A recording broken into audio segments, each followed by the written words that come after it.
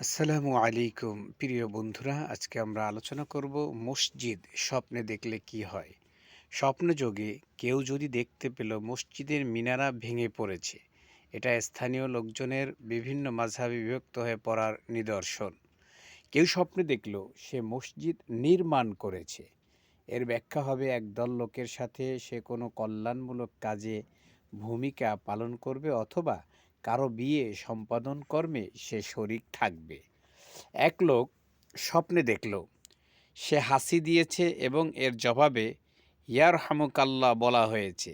এটা তার জন্য হজ এবং ওমরা করার সুসংবাদ। সুবহানাল্লাহ।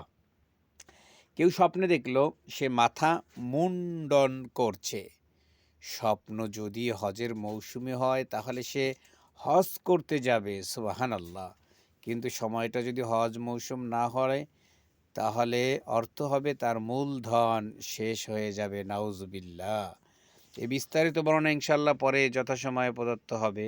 কেউ স্বপ্নে দেখলো মেম্বারে দাঁড়িয়ে সে ওয়াজ করছে, বক্তৃতা দিচ্ছে।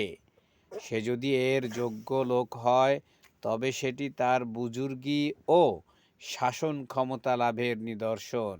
কিন্তু সে ওয়াজের যোগ্য না হলে তার মৃত্যুদণ্ড হওয়ার সম্ভাবনা রয়েছে। নাউজুবিল্লাহ।